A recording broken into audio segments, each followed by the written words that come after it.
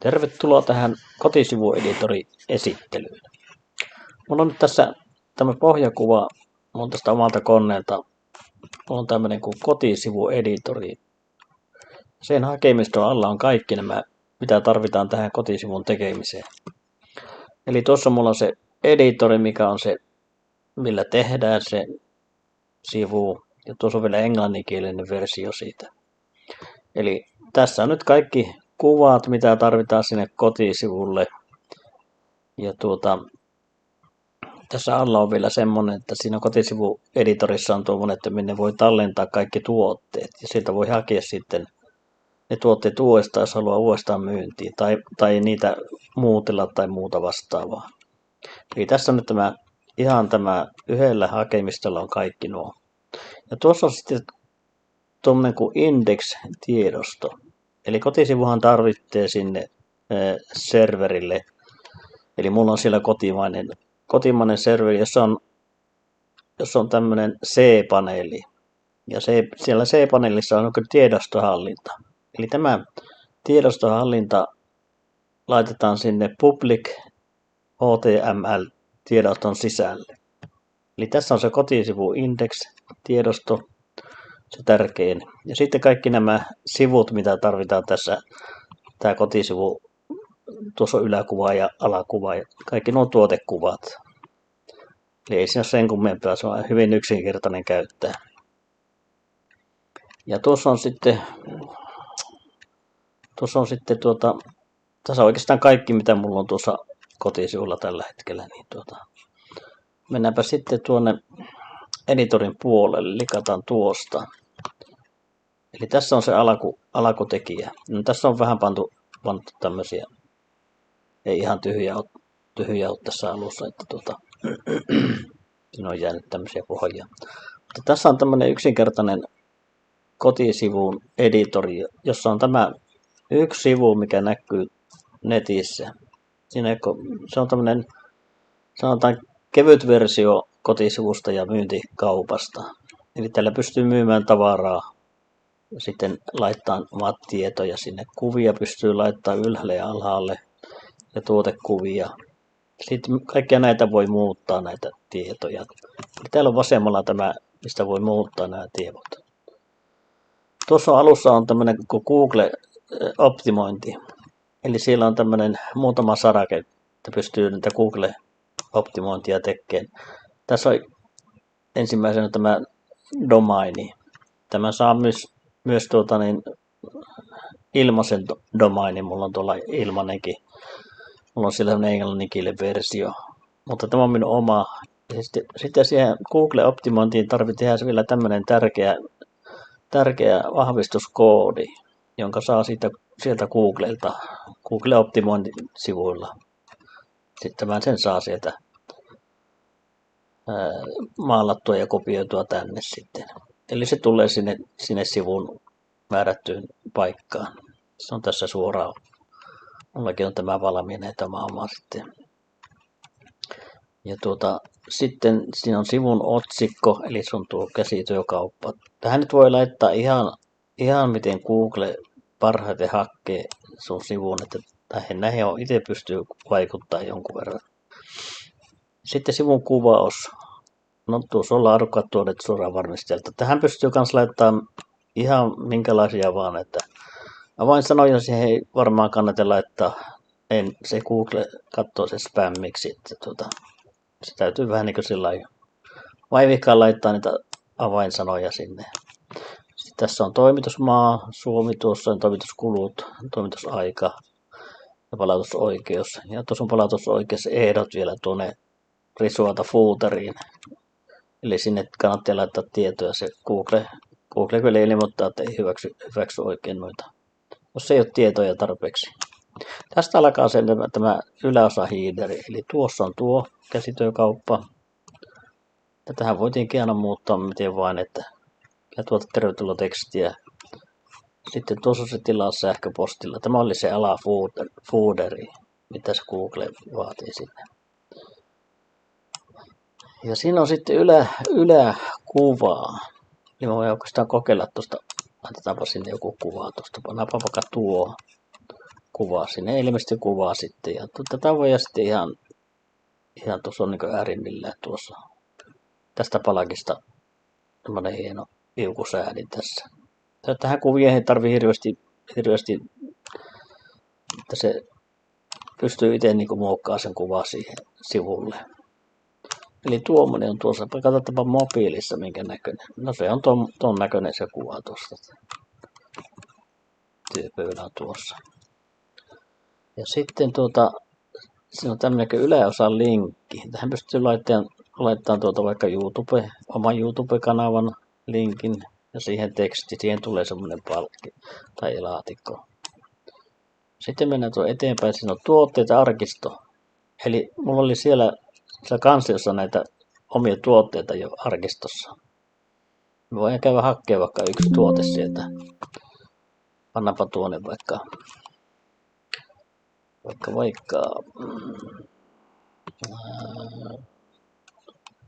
pannaanpa tuo RR-pankki sieltä vaikka.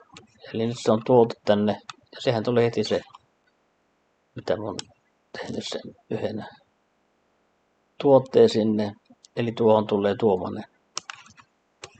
Siinä tulee valmiit tekstit. Se puuttuu vain tuo ostanappi on, mutta tuo yksi nappi puuttuu siitä. Eli täällä ei ole näitä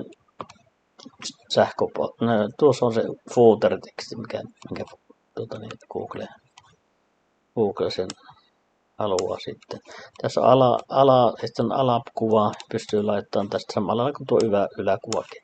Ja nämä on tärkeitä tästä, se on sähköpostiosoite ja puhelin on ennen kuin pystyy tekstiviestillä ja sähköpostilla tilaamaan. Näihin kannattaa laittaa se. Tulee tänne alas sitten nuo puhelinnumerot ja muuta. Sitten vielä alaosan linkki, jos haluaa alhaalle laittaa linkin ja linkin teksti, että mitä nyt haluaa. Mulla on siellä muistaakseni englanninkielinen versio tuosta. Sitten on tämmöinen copyright-teksti tänne alas. Tässä ei oikeastaan muuta ole. Tässä on sitten nämä värit. Tässä on 4 väriä, mitä tarvii vain tässä koko sivulla vaihtaa. Eli tuo pohjaväri, voidaan tuosta kokeilla, laitetaan vaikka keltainen siihen. Eli siihen tuli keltainen pohjaväri. Sehän muuttuu aika paljon jo. Sitten pystyy tätä tekstiä muuttaa, eli tekstiväri muuttui sitten siniseksi. Ja sitten ulkoasun näitä reunoja pystyy myös muuttamaan. Pannaanpa tuo yläreuna, pannaan tuosta tämä siniseksi. Sitten pannaan tuo alareuna vaikka punaiseksi, niin tulee ihan siisti. Se muuttuu jo jonkun verran tuo paremman näköisesti. Tähän pystyy tosiaan laittamaan vaikka omaan kuvaan tai firman kuvaan tai minkä vaan tähän. Ja myös alhaalle. Eli tässä on niin periaatteessa on tämä. Tämä pystyy nyt tänne sitten tallentamaan tämä index-tiedosto. Eli se on se index, mikä oli siellä, se, mikä meni tuonne serverille. Tämä indeksiä voi laittaa sitten eri nimellä, että jos haluaa niin eri versioita, niin tietää mikä on mikä, niin ei mene sekaisin nämä kotisivun pohjat sitten. Eli tuo voi sitten tallentaa tuosta. Mä en sitten nyt tallenna, kun on siellä. Ja tuo voi malliesimerkki, niin tuosta pystyy lataamaan sen aikaisemman version. Eli mä pystyn lataamaan omaa sivua sinne, kokeillaanpa sitä. Eli tuossa on se index, miten mulla on tällä hetkellä kotisivu. Sitten kun mä klikkaan pari kertaa, nyt se vaihtaa minun tiedot tänne kaikki. Siihen tuli kaikki kerralla tähän editoriin. Ja näitä voidaan sitten nyt muuttaa poistaa tuotteita. Ja aina kun tuote on laitettu, niin siihen tulee tämmöinen valikko. Muokkaa Vihtori taskukello esimerkiksi. Tai sitten vielä, kun on muokannut, niin vielä tallentaa sen tuonne muokattuna. Se kannattaa aina tehdä. Ja sitten voidaan poistaa tästä tuo kello, jos siinä on myynyt kaikki. Niin. Täällähän on tuo taskukello vielä, vaikka sä poistatkin sen tuosta myynnistä, niin taskukello on siellä vielä kuitenkin tallessa. Eli sitten kun sä tallennat tämän sivun, niin siellä ei ole sitä taskukelloa sitten. Jos sä laittaa sen sivulle ilman taskukelloa, niin se menee suoraan tiedostoon, saa tallentaa sinne sen. Mutta jos sä teet muutoksia, niin sä voit näitä indeksivun nimeä muuttaa semmoiseksi, mitä sä haluat, että siellä on semmoinen, missä ei ole sitä taskukelloa esimerkiksi. Muutat vaan nimeä sen, että tiedät, että mikä siellä on. Eli tämmöinen systeemi tässä on. On hirveän helppo laittaa tuo tuote sinne. Tässä on se tuote. Eli tuosta haetaan arkistosta tuote. Tähän voi laittaa vaikka sen taskukellon, mitä, niin kuin, jos olet poistanut sen, niin uudestaan vaikka myyntiin. Tai sitten sen taskukellon, jos haluat vaihtaa vain tietoja, että sulla on vähän erilainen taskukello, niin sä muutat muutamia tietoja tästä samasta pohjasta. Eli tuossa on tuo tuote, siellä on siellä nimi, sitten hinta, ALV, se voi panna vaikka 0%. Eli tuo vai pannaan pois tuosta, niin se on 0.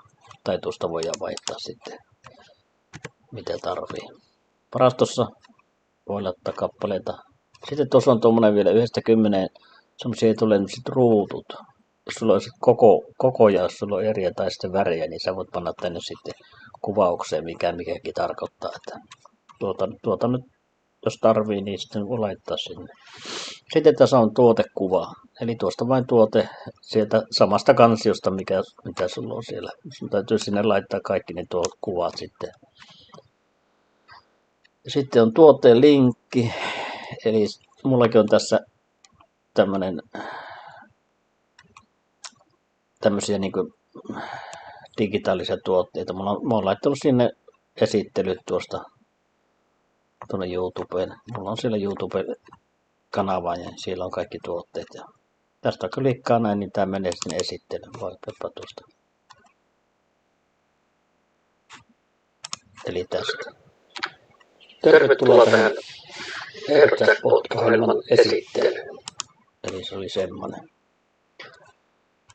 Ja tätä nyt ei pakko olla, että tätä voi ilmankin. Kuvauksia laitetaan kaikki mullakin on tässä ihan tämmöiset ohjeet, miten tilataan ja postikuluja ja mitä siinä on kaikkia. Postikulut ja tilausohje, sähköpostia ja tämmöistä tekstiä. Tai sitten noita, mitä sulla on, jos sulla on tuolla eri kokoja, niin voit laittaa mikä tarkoittaa mikäkin. Tuo pitää panna tietenkin voimaan. Mutta tässä oli pääperiaatteessa oli tämä tallenna tuotelistaan, niin siitä tulee tämmöinen aina numeroituna.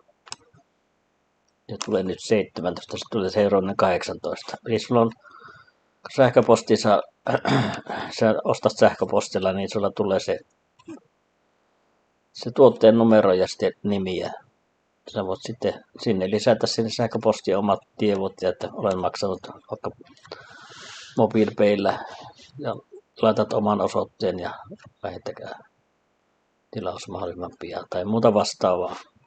Tai tekstiviestillä ensin kopioit tuotteen tiedot ja sitten soitat sinne ja liität sen sinne tekstiviestipuoleen ja lähetät sitten tietenkin omat nimet ja muut siihen lisättynä. Ei tämä kummempaa, tämä on ihan, minusta tämä on niin selvä editori, että mä yksinkertaisempaa editoria varmaan ole.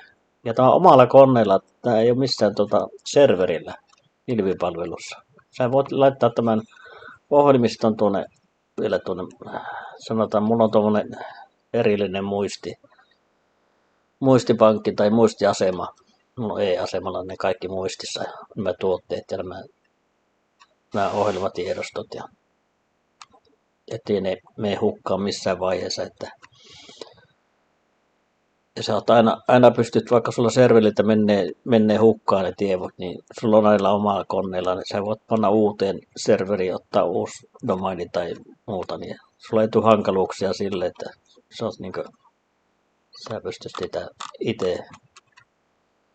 itse pitää huoli omasta kotisivusta ja kaupasta. Eipä siinä oikeastaan mitään.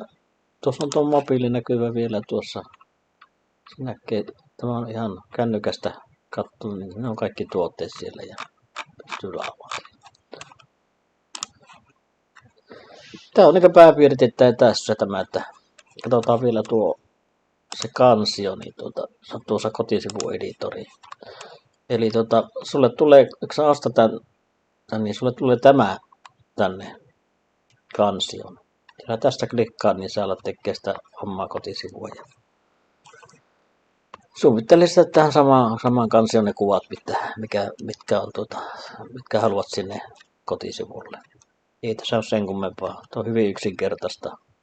Mulla on tuolla semmonen serveri, mä voisin näyttää tuosta mikä on se. Hetkinen, se oli tuossa toisessa.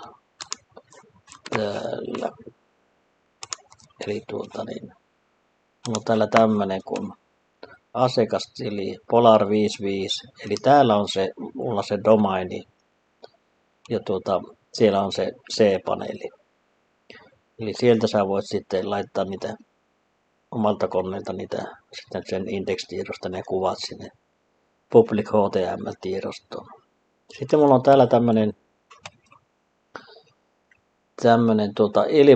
ilmanen